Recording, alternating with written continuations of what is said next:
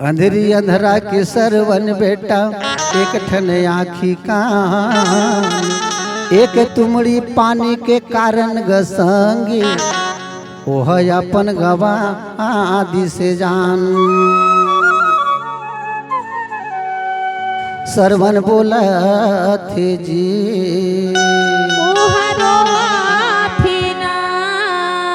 सरवन कहथे जी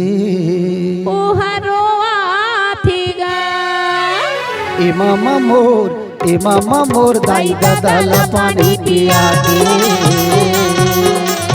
इमामा मोर दाई ददल पानी पिया के। सरवन बोला तेजी कोह कहथिना, सरवन बोला तेजी कोह कहथिना। इमामा मोर दाई ददल पानी पिया के।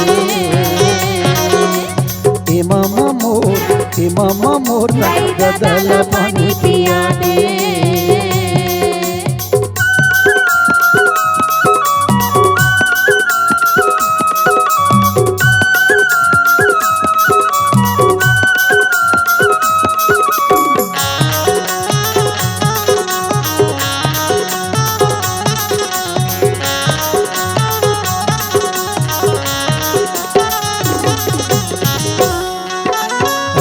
अंधा के मैं बेटा सरवन गा,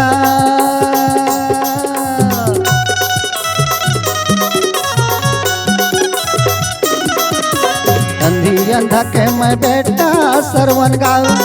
पानी ले है बरमया गम मत मारे मोला बान गया। पानी ले है बरमया गम मत मारे मोला बान गया। खींच के तय मारे छाती में लग के बान,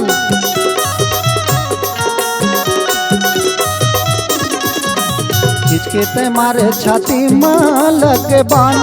छाती के बांध ल मोर खींच लेते मामा मोर छूट से परान गया। छाती के बांध ल मोर खींच लेते मामा मोर छूट से परान गया। सरवन बोला तेजी कोह कहथिना, सरवन बोला तेजी कोह कहथिना। इमामा मोर दाई ददल पानी पिया के।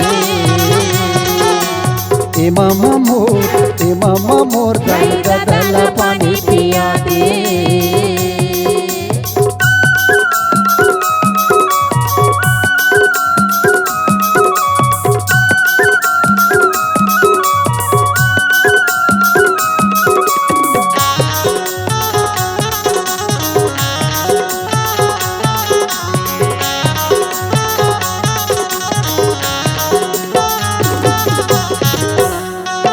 मंगल भवन या मंगल हारी रामा भजौ सिया रामा। रामा भजौ सिया रामा। प्रभु सो दशरथ यजिर बिहारी रामा भजौ सिया रामा। रामा भजौ सिया रामा। अंधी अंधा के मैं बेटा सरवन गा,